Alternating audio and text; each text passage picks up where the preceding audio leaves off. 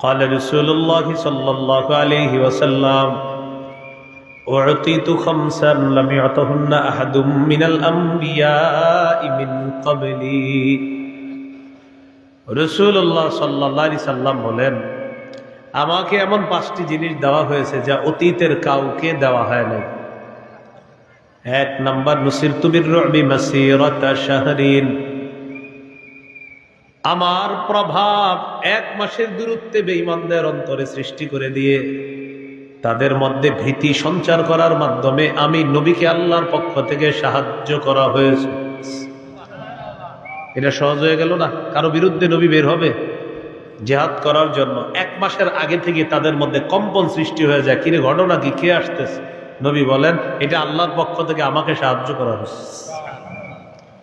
2 number, ওয়াজুইলাত লিয়াল আরদু মাসজিদান ওয়া তাহুরা,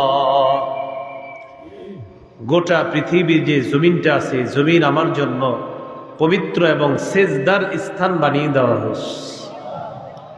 ফাইয়ুমা রাজুলিন মিন উম্মতি আদরাকাতহুস সালাহ ফালইউসাল্লি, আমার কোন উম্মতের যখন নামাজের সময় হয়, আমার কোন উম্মতের যখন নামাজের সময় হয়, আশেপাশে যদি ইবাদত খানা না পায়, ওই পবিত্র জমিনের মধ্যে নামাজ আদায় করে নিবে, আল্লাহ তাআলা তার নামাজ কবুল করে নিবেন।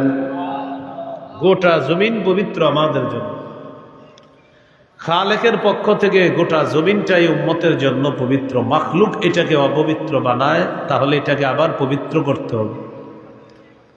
তো এই হাদিসে যে 5টা জিনিস আসছে, 3 নাম্বার, ওয়া উহিল্লাত লিয়াল গনাইম, আমার পূর্বে যত নবী আর তার উম্মত জিহাদ করত, যুদ্ধলব্ধ সম্পদ তাদের জন্য বৈধ ছিল না। আমার জন্য, আমার উম্মতের জন্য আল্লাহর পক্ষ থেকে যুদ্ধলব্ধ গনিমতের সম্পদ বৈধ করে দেওয়া হয়েছে। 4 নাম্বার, ওয়াকানান নাবিয়্যু ইউবাসু ইলা কওমিহি খাসাতান ওয়া বুইসতু ইলান নাসি কাফা, আমার পূর্বে যত নবী, সমস্ত নবীকে বিশেষ জাতির কাছে পাঠানো হয়েছে। আমি নবী মুহাম্মদ সাল্লাল্লাহু আলাইহি ওয়াসাল্লামকে গোটা জগতের জন্য নবী হিসাবে পাঠানো হয়েছে। 5 নাম্বার, ওয়াতিতুশ শাফাআ, আমাকে সার্বজনীন সুপারিশ করার অনুমতি দেওয়া হয়েছে। সার্বজনীন সুপারিশ কি? সহিহ বুখারীর 4712 নম্বর হাদিস। কিয়ামতের ময়দানে সবাই খুব বিপদে পড়বে, সবাই বলবে আল্লাহ বিচার ব্যবস্থাটা শুরু করুক, এটা সবাই কামনা করবে। ঈসা নবী সবাইকে নিয়ে আমাদের নবীর কাছে যাবে। তো রাসূলুল্লাহ সাল্লাল্লাহু আলাইহি সাল্লাম বলেন, আমি আরশের নিচে যাব, যাওয়ার পর আকাউ সাজিদান লিরাব্বি, রবের দরবারে সিজদায় পড়ে যাব। আল্লাহর দরবারে সিজদায় পড়ে যাওয়ার পর আল্লাহ আমাকে বলবেন, ইরফা রাসাক, হাবিব আপনি মাথা উঠান। কুলতুসমা, আপনি বলেন আপনার কথা শোনা হবে। সালতুউতা, আপনি চান আপনাকে দেওয়া হবে। ওয়াশফা তুশাফা, হাবিব আপনি সুপারিশ করেন, আপনার সুপারিশ মঞ্জুর করা হবে। তখন নবীজির সুপারিশে আল্লাহ তাআলা বিচার ব্যবস্থা শুরু করবেন সমস্ত উম্মতের জন্য। এটাই হলো নবীর সার্বজনীন সুপারিশ। এই 5টা বৈশিষ্ট্য অতীতের কাউকে দেওয়া হয় নাই, শুধু আমাদের নবীকে এই 5 বৈশিষ্ট্য দেওয়া হয়েছে। তো শরীর পাক, কাপড় পাক, নামাজের জায়গা 26 নম্বর আয়াতে আল্লাহ বলেন, ইয়া বানি আদম ক্বাদ আনজালনা আলাইকুম লিবাসান ইউয়ারি সাওআতিকুম ওয়া রিশা ওয়া লিবাসুত তাকওয়া যালিকা খায়র যালিকা মিন আয়াতিল্লাহি লাআল্লাহুম ইয়াযাক্কারুন। আল্লাহ তাআলা বলেন, হে আদম সন্তান, আমি তোমাদেরকে পোশাক দিলাম, যে পোশাক তোমাদের লজ্জাস্থান ঢেকে রাখবে। ওয়ারিশা, যে পোশাক তোমাদের সৌন্দর্যতার কারণ। ওয়ালিবাসুত তাকওয়া যালিকা খায়র, আল্লাহ তাআলা বলেন তাকওয়ার পোশাক সর্বোত্তম পোশাক। আয়াতের মাধ্যমে প্রমাণ করে যতটুকু পোশাকে আপনার সতর ঢেকে রাখা যায়, ততটুকু পোশাক আপনার জন্য আবশ্যক।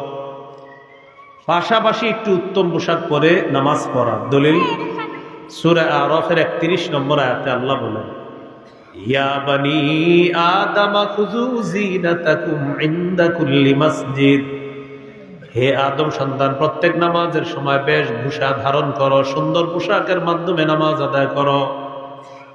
তাহলে এক আয়াত থেকে দলিল পাইলাম সতর ঢেকে নামাজ পড়া, আরেক আয়াত থেকে দলিল পাইলাম একটু পরিপাটি হয়ে নামাজ পড়া।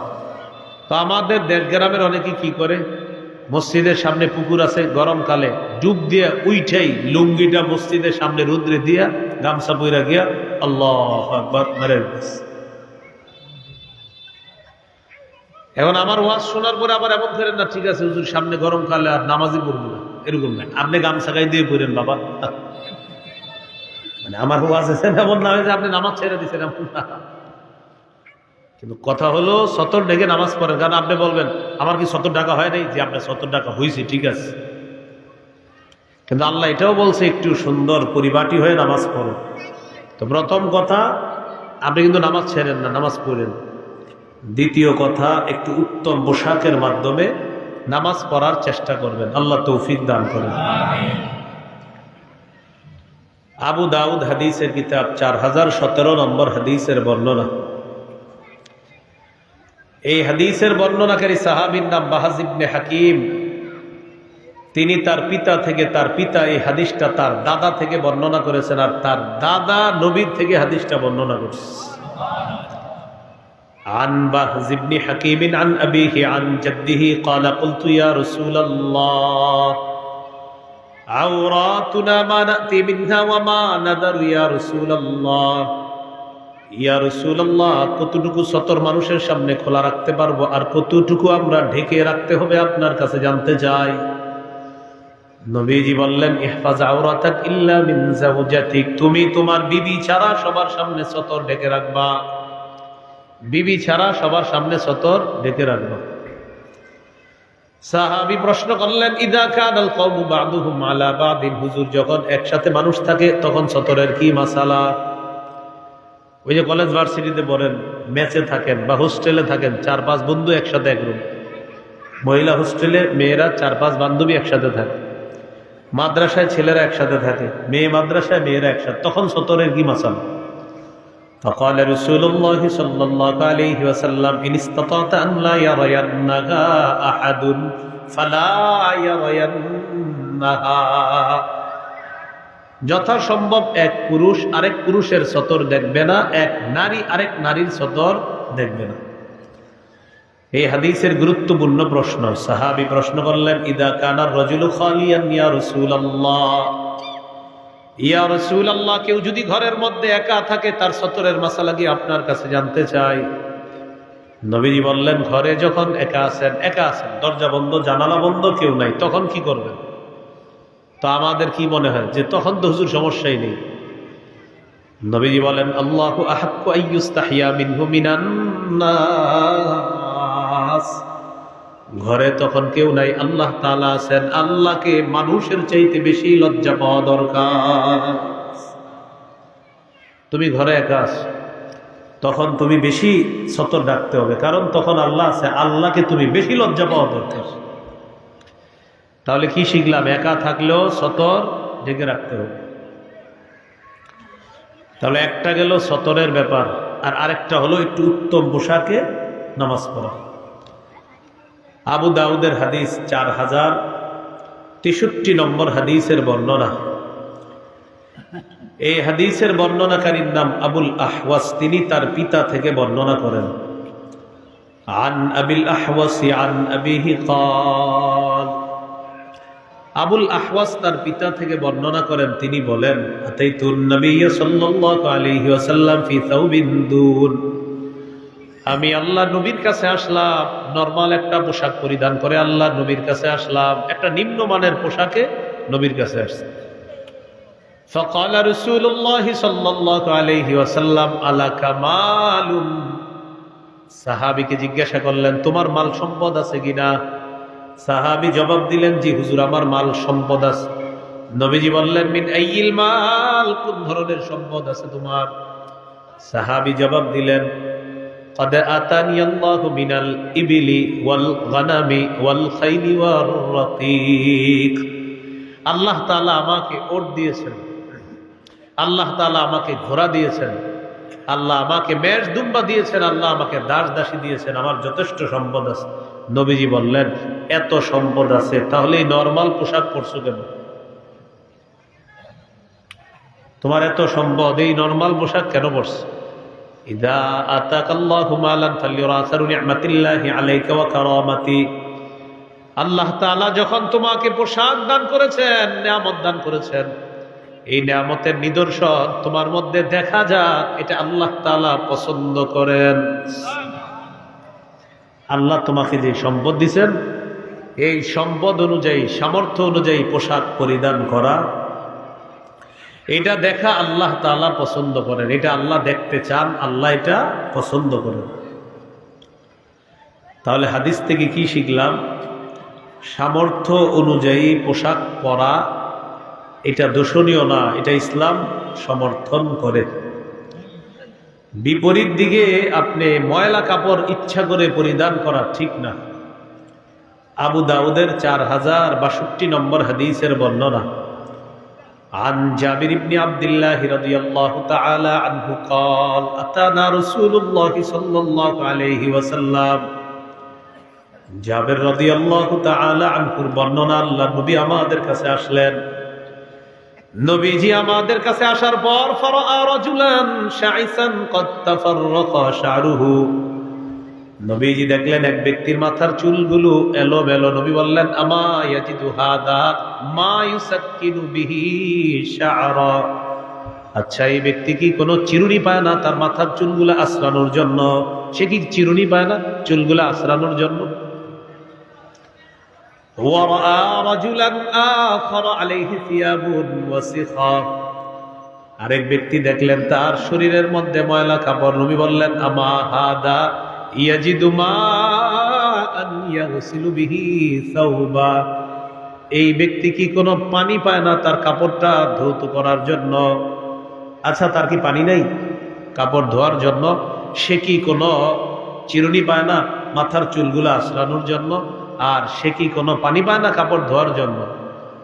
এই হাদিসের মাধ্যমে বোঝা যায়, লম্বা সময় গোসল না করে চুলগুলা জটলা বানানো, কি বানানো? জটলা।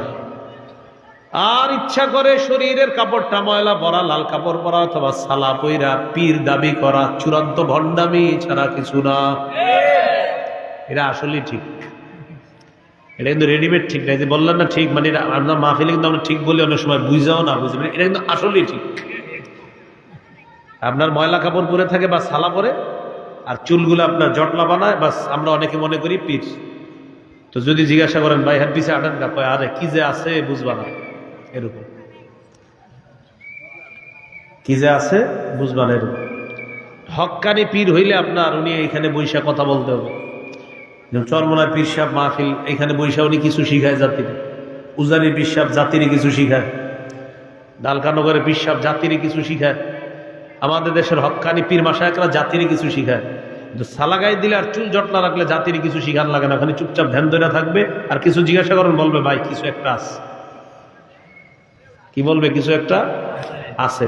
তো কথা বলেন না, কথা বলা যাবে না, খালি চুপচাপ থাকবে। কারণ হ্যাঁ জানে আমি কি কমু, সর্বোচ্চ একটু কয় 2 রাকাত নামাজ জীবনে পড়বা, আর লাগবে না, বাকিগুলো আমি দায়িত্ব আছি।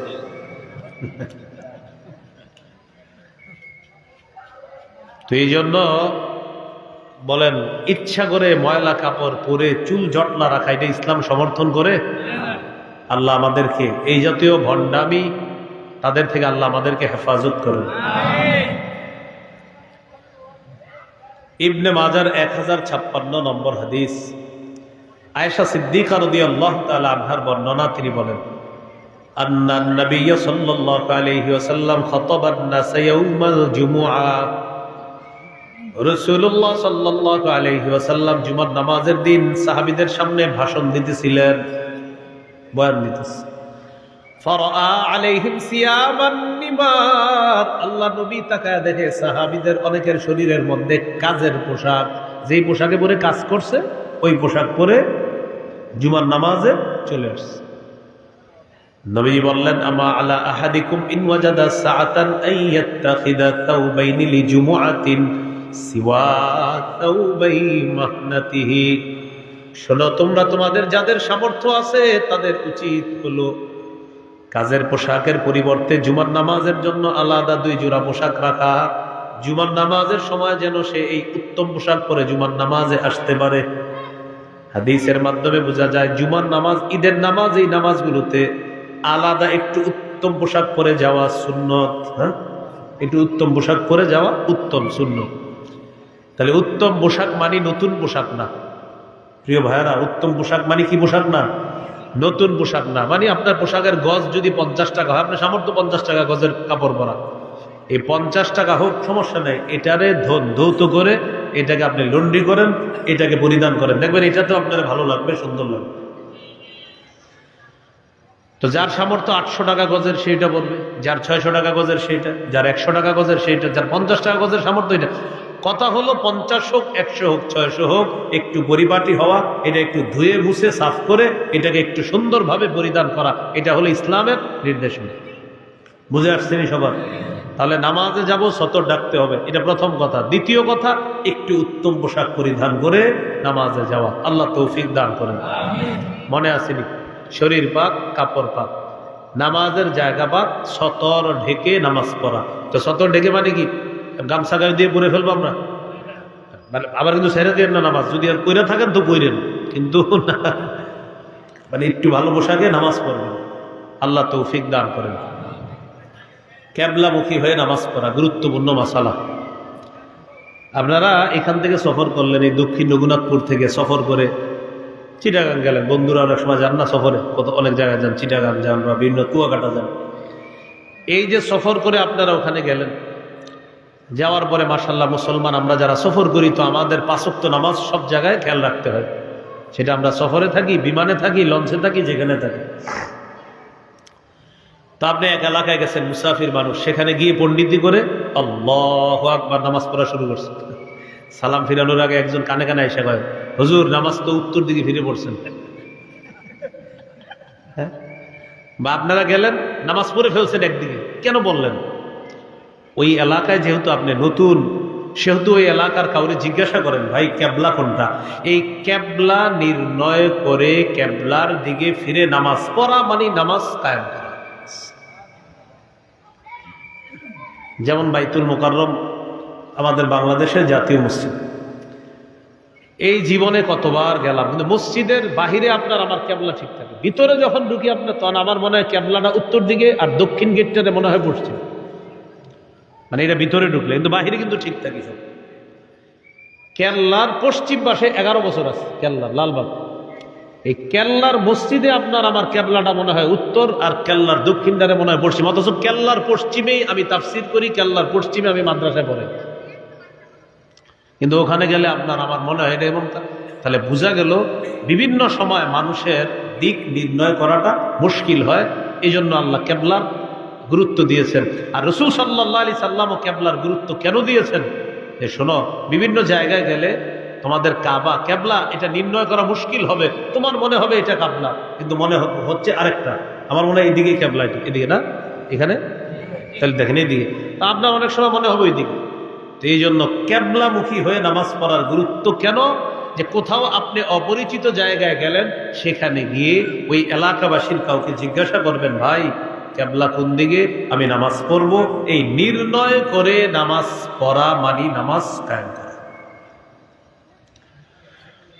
রাসূলুল্লাহ সাল্লাল্লাহু আলাইহি সাল্লাম বাইতুল মুকাদ্দাসের দিকে ফিরে 17-18 মাস নামাজ পড়ছে, আল্লাহর হুকুম।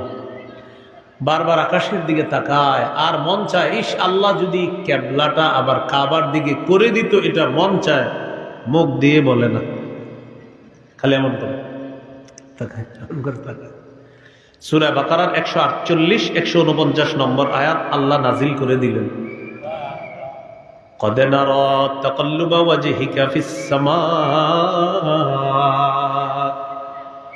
فلنولينك قبلة ترضاها فول وجهك شطر المسجد الحرام আল্লাহ তাআলা বলেন, হাবিব আপনি মাথা আকাশের দিকে উঠান আর নামান। এই যে আকাশের দিকে মাথা উঠা নামা করেন, কেন করেন এটা কিন্তু আমি জানি, আর আমি বারবার দেখি আপনি যখন মাথাটা উঠান আর নামান, আমি আল্লাহ কিন্তু জানি কেন উঠানামা করেন।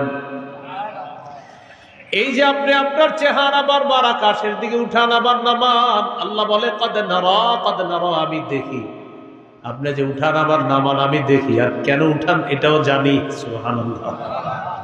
ঠিক আছে, ফালানুওয়াল্লিয়ান্নাকা কিবলাতান তারদাহা, অবশ্যই আমি আপনাকে আবার ওই দিকে ফিরিয়ে দিব যেটা আপনার পছন্দ, অর্থাৎ ওই কাবার দিকে আবার কিবলাটা করে আমি আল্লাহ আপনার চেহারাটা ওই কাবার দিকে আবার ফিরিয়ে দেব। নামাজের মধ্যে দাঁড়াইছি, 4 রাকাত নামাজ নিয়ত করছি বাইতুল মুকাদ্দাসের দিকে ফিরে। কয় রাকাত? 4 রাকাত ওয়ালা নামাজের 2 রাকাত শেষ, বাকি আছে আর কয় রাকাত? জিবরিল আমিন আসছে, আসার পর বললেন ফাওয়াল্লি ওয়াজহাকা শাতরাল মাসজিদিল হারাম, হাবিব ঘুরে যান, বাকি 2 রাকাত কাবার দিকে ফিরে পড়েন, আল্লাহ কিবলা পরিবর্তন করে দিয়েছে। তাহলে 4 রাকাতের 2 রাকাত পড়ছে বাইতুল মুকাদ্দাসের দিকে ফিরে, 2 রাকাত পড়ছে কাবার দিকে ফিরে। এই জন্য ওই মসজিদটাকে বলা হয় মসজিদু জিল কিবলাতাইন, 2 কিবলার মসজিদ। সুবহানাল্লাহ। 2 কিবলার মসজিদ মানে আমাদের নবী একই নামাজ 2 কিবলার দিকে ফিরে পড়েছিলেন, এই জন্য এটাকে বলা হয় 2 কিবলার মসজিদ। মনে থাকবে নি? তাহলে 2 রাকাত বাইতুল মুকাদ্দাস, 2 রাকাত কাবা। কয় মাস পরে? 17 বা 18 মাস পরে আল্লাহ পরিবর্তন করলেন। এই গেল আপনার কিবলামুখী হয়ে নামাজ পড়া, সময় মতো নামাজ পড়া, গুরুত্বপূর্ণ মাসালা। সূরা নিসার 103 নম্বর আয়াতে আল্লাহ বলেন, ইন্নাস সালাতা কানাত আলাল মুমিনিনা কিতাবাম মাওকুতা,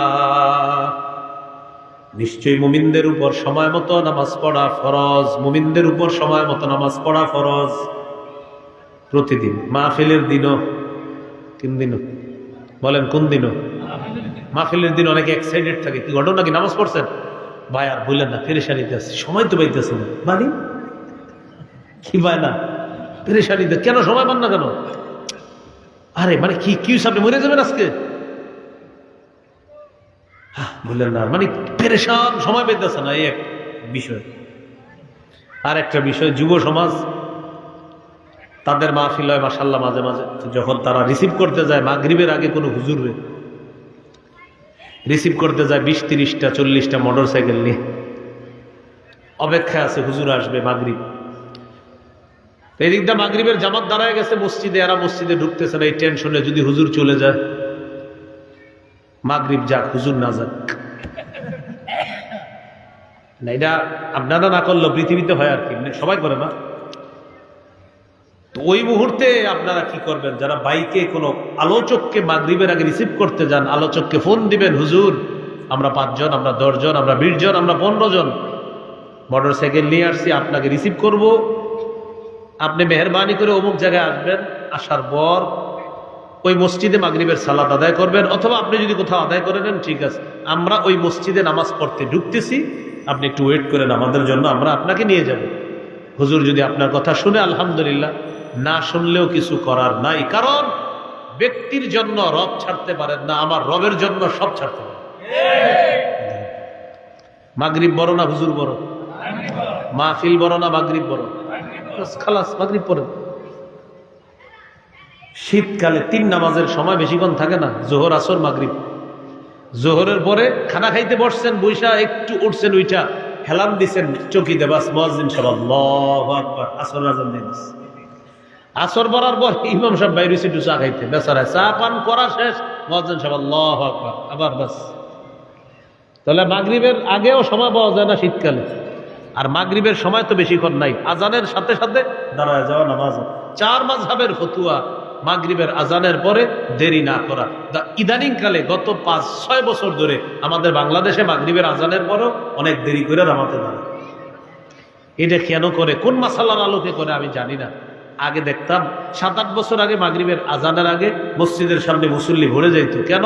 তারা জানতো আজানের সাথে সাথে জামাত দাঁড়াবে। কিন্তু এখন আর মাগরিবের আগে মুসল্লি আসে না। কেন? তাদের আকীদা হয়ে গেছে যে আজানের পরেও 10 মিনিট 5 মিনিট পাওয়া যাবে, আস্তে আস্তে যাই।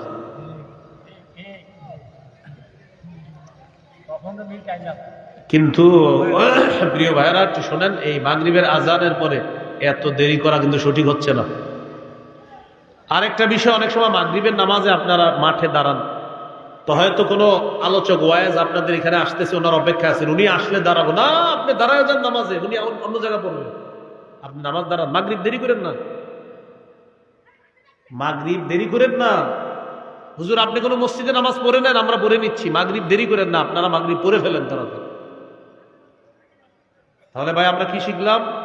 মাহফিলের দিন যদি মাগরিবের সময় বিশেষ করে আমরা কাউকে রিসিভ করতে কখনো যাইও, গেলাম সমস্যা কি, কিন্তু আমার মাগরিব আগে প্রাধান্য দিতে হবে। মনে থাকবেন ইনশাআল্লাহ, নামাজ ছাড়ার কোনো সুযোগ নেই। এটা আল্লাহ বললেন মুমিনদের উপর সময় মতো নামাজ পড়া ফরজ। এই সময় মতো মাগরিবটা ইচ্ছা করে যদি আপনি দেরি করেন গুনাহ হবে। আর আপনার এখানে কোনো ওজরও নাই, আপনি দাঁড়িয়ে আছেন, পাশে জামাত হচ্ছে, কেন আপনি নামাজ পড়বেন না?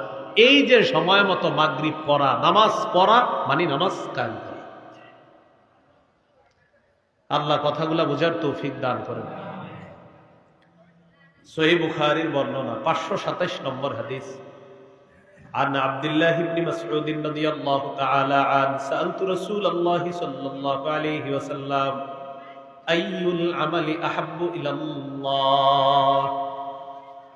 নবীকে আমি প্রশ্ন করলাম আল্লাহর কাছে সবচেয়ে পছন্দনীয় আমল কোনটি? আল্লাহ নবী জবাব দিলেন আসসালাতু আলা ওয়াক্তিহা, সময় মতো নামাজ পড়া।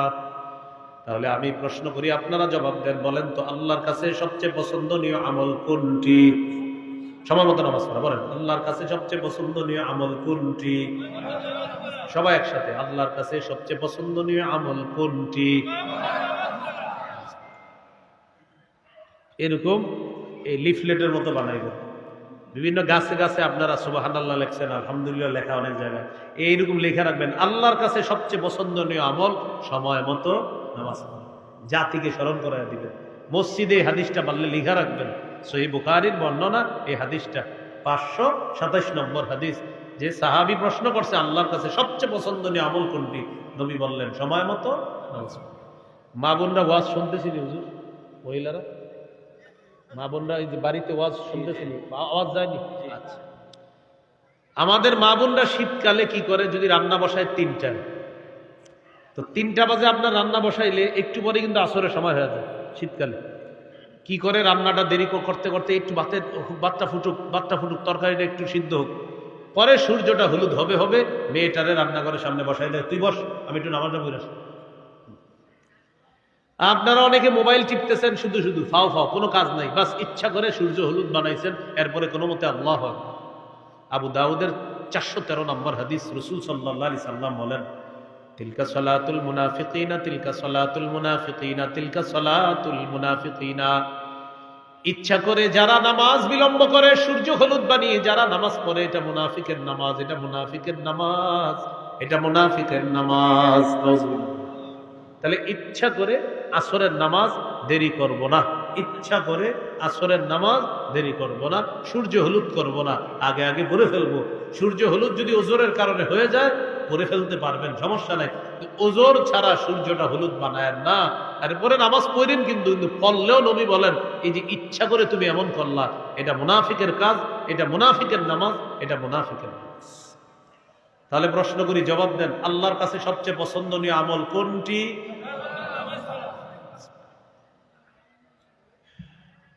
বাংলাদেশ এয়ারপোর্টে মাগরিব পড়ছেন সময় মতো, পড়ার পর হজ উমরার উদ্দেশ্যে রওনা করছেন। বাংলাদেশ এয়ারপোর্টে সময় মতো নামাজ পড়ে হজ উমরার উদ্দেশ্যে রওনা করছেন সৌদি আরব। আল্লাহ সকলকে তৌফিক দান করেন।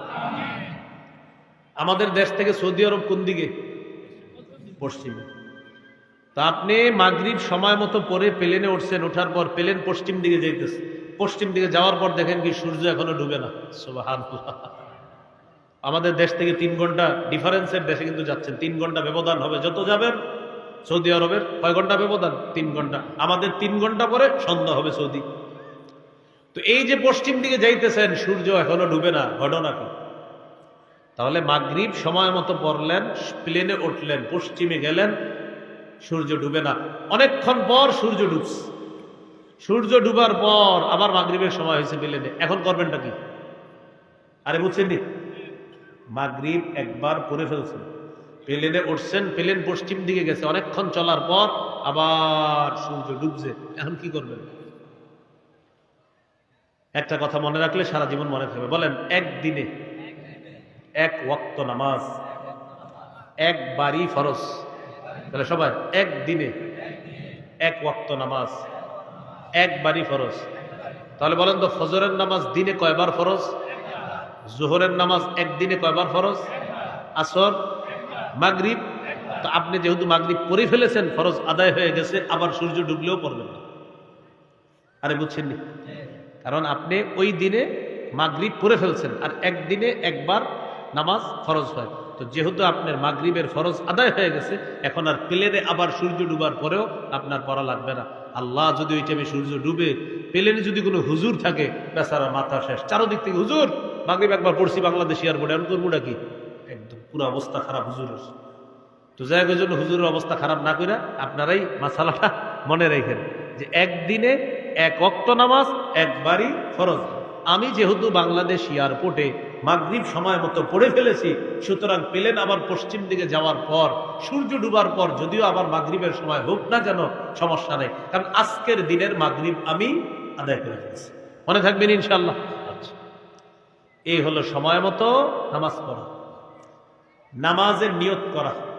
সহিহ বুখারীর 1 নম্বর হাদিস, قال رسول الله صلى الله عليه وسلم انما الاعمال بالنيات। রাসূলুল্লাহ সাল্লাল্লাহু আলাইহি সাল্লাম বলেন, আমলের প্রতিদান বিশুদ্ধ নিয়তের সাথে। আমলের প্রতিদান বিশুদ্ধ নিয়তের সাথে। নিয়ত মুখ দিয়ে বলা দরকার নাই। গাসা থেকে যে বের হইছেন আপনি, এটাই নিয়ত হয়ে গেছে। আজকে এশা পড়তে বের হইছেন, বাস এশার নামাজের নিয়ত। এরপরে পাবলিকরা ইমাম সাহেবরে 2 নামাজে ডিস্টার্ব করে ইদানিং। একটা হলো জানাজার নামাজ, আর একটা ঈদের নামাজ। জানাজার নামাজে দাঁড়ায় ইমাম সাহেব, হুজুর জানাজার নামাজের নিয়তটা একটু বলেন। বলতেছি কিন্তু মুখ দিয়ে কি? সবাই বলেন কিসের নামাজ? তো সেও মুখ দিয়ে বলতেছে, ইমাম সাহেব জানাজার নামাজের নিয়তটা বলেন। তো জানাজার নামাজ যে পড়বে এটা ও জানে, আবার হুজুরের কয় বলেন। ঈদের নামাজের সেম কাহিনী, কয় হুজুর ঈদের নামাজের নিয়তটা বলেন। তো ঈদের নামাজ যে নিয়ত যে বললেন, আপনি তো মুখ দিয়ে বললেন ঈদের নামাজ, তো আপনিও তো ঈদের নামাজে আসছেন, তাহলে মুখ দিয়ে আর বলা দরকার নেই। এরপরে যদি আপনাদের কারো ওয়াসওয়াসার রোগ থাকে, আপনারা কি করবেন? শেষমেশ বলবেন, আল্লাহ আমগো ইমাম সাহেব যেই নামাজ পড়ে আমি ওই নামাজ পড়ি, আল্লাহ। মনে থাকবে নি? তাহলে আর কোনো ওয়াসওয়াসা থাকবে না। তাহলে নামাজ কায়েম করা দ্বারা কয়টা উদ্দেশ্য ছিল মনে আছে না? 5টা। 1 নাম্বার, নামাজের পূর্ববর্তী শর্তগুলা গুরুত্ব দেওয়া। 2 নাম্বার, রুকু সেজদা দেরি করে করবেন, একটু রুকুটা একটু বিলম্ব করবেন, সেজদাটা একটু বিলম্ব করবেন, বুলেটের গতিতে রুকু সেজদা না করা। সহিহ বুখারীর 757 নম্বর হাদিসে রাসূল সাল্লাল্লাহু আলাইহি সাল্লাম এক সাহাবীকে নামাজ শিখাইয়া দিয়েছে, তুমি রুকু করবা হাত্তা তাতমাইন্না রাকিআ, ধীরস্থির ভাবে, সেজদা করবা ধীরস্থির ভাবে। রুকু সেজদা দেরি করব কেন? আব্দুল্লাহ ইবনে ওমর রাদিয়াল্লাহু তাআলা আনহুমার বর্ণনা, তিনি বলেন রাসূলুল্লাহ সাল্লাল্লাহু আলাইহি সাল্লাম বলেছেন, ইন্নাল আবদা ইযা কামা ইলা সালাহ, সহিহুল জামে 1671 নম্বর হাদিস, কোন বান্দা যখন নামাজে দাঁড়ায়, উতিয়া বিযুনুবিহি কুল্লিহা ফাউদিআত আলা আতিকাই, তার সব গুনাহগুলো তার 2 কাঁধের মধ্যে রেখে দেওয়া হয়। কুল্লামা রাকা আও সাজাদা, যখনই সে রুকু করে সিজদা করে, তাসাকাতাত আনহু, তার গুনাহগুলো ঝরে পড়া শুরু হয়ে যায়। তাহলে আমার সাথে বলেন, রুকু সিজদা হবে যতক্ষণ, গুনাহ ঝরবে ততক্ষণ। এখন আমরা যেটা আল্লাহ সামি আল্লাহ গুনাহ কয় কিনা আমি পড়বো কখন? আপনি ওরা তো সময় দিতে হবে পড়ার জন্য। আল্লাহু আকবার, এই সময় দেন, গুনাহ পড়তেছে। তাহলে বলেন, রুকু সেজদায় থাকবো যতক্ষণ, গুনাহ ঝরবে ততক্ষণ। তাহলে আজকে থেকে রুকু সেজদা করব ততক্ষণ, গুনাহ ঝরাতে চাই যতক্ষণ। মনে থাকবে নি? তাহলে রুকু সেজদায় গুনাহ ঝরে, এই হলো 2 নাম্বার। 3, খুশু খুজুর সাথে নামাজ পড়া মানে নামাজ কায়েম করা। বলেন, খুশু এর সম্পর্ক কলবের সাথে, খুজু এর সম্পর্ক অঙ্গের সাথে। এই তাকার আমার দিকে, আল্লাহু আকবার। এ দেখেন, আমার নাক, আমার চোখ, আমার কপাল, আমার হাত, আমার দুই হাঁটু, আমার দুই পা আল্লাহর ইবাদত করে, আল্লাহকে সেজদা করে, আল্লাহকে রুকু করে, এটা খুজু। বলে এটা কি? তাহলে খুজুর সম্পর্ক অঙ্গের সাথে, অঙ্গ। আমার কলবে আছে, কলব আল্লাহর ইবাদত করে, এটার নাম খুশু। এটার নাম কি? খুশু। খুশু আল্লাহ দেখে, খুশুটা শুধু আল্লাহ দেখে। আর যারা খুশুর সাথে নামাজ পড়তে পারবে, নামাজ তাদের জন্য আল্লাহ সহজ করে দেয়। সূরা বাকারার ৪৫ নম্বর আয়াতে আছে, ওয়া ইন্নাহা লাকাবীরাতুন ইল্লা আলাল খাশিঈন। খুশু আলা নামাজ যারা পড়বে তাদের জন্য নামাজ সহজ। মাঝে মাঝে আমরা বলি অমুকের নামাজ মাশাআল্লাহ খুব খুশু খুজু। খুশু বললেন না, শুধু খুজু বলেন। খুশু আপনি দেখেন না, খুশু শুধু আল্লাহ দেখে। কারণ খুশুর সম্পর্ক কলবের সাথে, খুজুর সম্পর্ক অঙ্গের সাথে। তাহলে দেখেন, আল্লাহু আকবার, অঙ্গ প্রত্যঙ্গ আল্লাহর ইবাদত করতেছে। খুজু হলো কলবের মধ্যে আছে। ওই জমিনটা যদি 4.5 লাখ তো দিয়ে দিতাম, 4 লাখ পায়, খুশু হলো না। কলবের মধ্যে যদি আবাদত না থাকে তাহলে খুশু হবে না। এই বুঝে আসছেনি সবার? তাহলে কলবে খুশু আর অঙ্গে খুজু, এই হলো খুশু খুজুর সাথে নামাজ, এলো নামাজ কায়েম করা। 4 নম্বর, পরিবারের সকলকে নামাজের হুকুম করবেন। ইমাম সাহেব ফজরের সময় জিজ্ঞেস করল, আসসালামু আলাইকুম, কি ব্যাপার ভাই, নামাজ পড়ছেন? জি। আপনার স্ত্রী সন্তানদেরকে নামাজের কথা বলছেন? না, বলি নাই। আজকে আপনি ফজর পড়েছেন, কায়েম করেননি। ফজরের নামাজ নিজে পড়লেন, আর যদি বলতেন স্ত্রীকে পড়তে আর সন্তানদেরকে পড়তে বলতে বললেন, তাহলে নামাজ কায়েম করা হতো। আপনি ফজর পড়েছেন, কায়েম করেননি, আপনার সন্তানদেরকে না বলা পর্যন্ত আপনি নামাজ আদায়কারী হবেন, কায়েমকারী হবেন না। নামাজ কায়েম কি? আপনিও পড়ছেন, সন্তানকে আদেশ করছেন, এই নামাজ পড়ো, স্ত্রীকে বলছেন নামাজ পড়তে, এটা নামাজ কায়েম করা। এটা আল্লাহ সূরা তহার 132 নম্বর আয়াতে বলছে, ওয়া'মুর আহলাকা বিস-সালাহ। আপনি পরিবারকে নামাজের হুকুম করেন। এই হলো 4 নাম্বার। তাহলে কি শিখলাম? নিজে নামাজ পড়বো, পরিবারকে নামাজের কথা বলবো। নিজে পড়লে হবে নামাজ আদায়কারী, পরিবারকে নামাজের কথা বললে হবে নামাজ কায়েমকারী। 5 নাম্বার, আমার প্রতিবেশী, আমার সমাজের প্রত্যেকটা মুসলমান নামাজি হলো কিনা এই দাওয়াত দিতে হবে। আব্দুর রহমান ভাই, আপনার বন্ধুটা ক্যারাম বোর্ড খেলে, নামাজের কথা বলছেন? না, বলি নাই। তো আপনি এশায় আসলেন, ওরে আনলেন না কেন? আপনি এশার নামাজ পড়েছেন, কায়েম করেননি। আপনি এলাকায় 7 দিন ধরে একটা মানুষকেও নামাজের কথা বলেননি, আপনি নামাজ আদায়কারী, কায়েমকারী না। তাহলে নামাজ কায়েম কারে বলে? নিজে পড়তে হবে, পরিবারকে বলতে হবে, সমাজের মানুষগুলাকে বলতে হবে, তাহলে হবে নামাজ কায়েমকারী। আর ইব্রাহিম নবী এই দোয়া করছে আল্লাহর কাছে, রব্বি জাআলনি মুকিমাস সালাহ। আল্লাহ, আপনি আমাকে নামাজ কায়েমকারী বানান। কি দোয়া করছে? আমাকে নামাজ কায়েমকারী। এর খালি কায়েম কায়েম বলতেছি, বাংলা বলেন প্রতিষ্ঠিতকারী। আজকে থেকে আমরা বলেন, আজকে থেকে নামাজ প্রতিষ্ঠিত করব ইনশাআল্লাহ। বলেন, নামাজ প্রতিষ্ঠিত করা মানে নামাজের পূর্বের শর্তগুলা গুরুত্ব দেওয়া, রুকু সেজদা ধীরস্থির ভাবে করা, খুশু খুজুর সাথে নামাজ পড়া, পরিবারকে নামাজের কথা বলা, আশেপাশের এলাকার আত্মীয় স্বজন, থানা, জেলা, বিভাগ, রাষ্ট্রের মুসলমানরা যেন নামাজি হয়, এই চেষ্টা করব। এটা করা মানে নামাজ কায়েম করা।